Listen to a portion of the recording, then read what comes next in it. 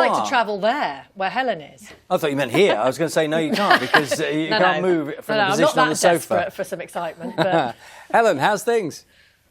Cold still. This is Northern England from yesterday. Of course, we didn't have the amounts of snow that we saw across in Spain, a once in 20 or 30 year event over there, but we still had some quite considerable amounts of snow falling yesterday across Northern England and North Wales. So not as much snow falling today, but it's still bitterly cold out there and frosty, and there'll be some freezing fog around for some. Whilst Storm Philomena, that's the storm that brought all the snow to Spain, is still with us today. Red warnings out even across the Madrid area here.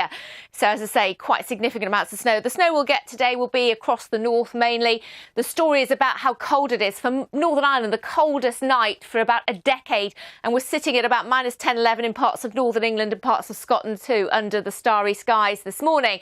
Further south, it's cold, yeah, frosty, but we've got freezing fog issues. So ice is a concern, and in the south, a freezing fog, which could take much of the day in some areas to lift. So really quite grey and bleak.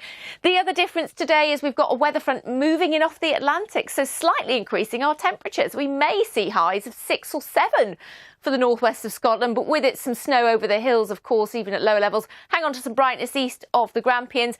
Northern Ireland seeing more cloud come the afternoon compared with yesterday. And gradually that weather front sinks a little bit further southwards overnight, so smattering of wintry weather, not as cold as a result because we've just got more cloud, but still getting a frost to the north of it, and certainly so to the south, where again we could have some freezing fog patches first thing on Sunday morning. So the high pressure slipped further southwards tomorrow.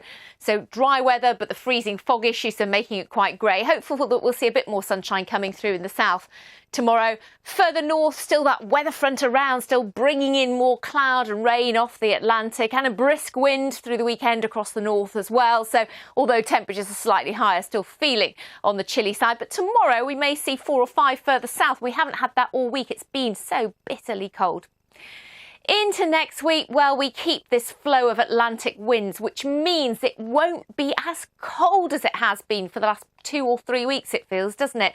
Things may thaw a little, but unfortunately, with the thaw taking place and with further weather fronts coming into northwest, we start to concern ourselves with the risk of flooding. And so there are warnings out for rain already for the north and the west of the UK. By Monday into Tuesday, some uncertainty as to how far south those weather fronts are going to get. But look at the temperatures. It's positively mild compared with what we've been used to, and certainly for what we've got this morning.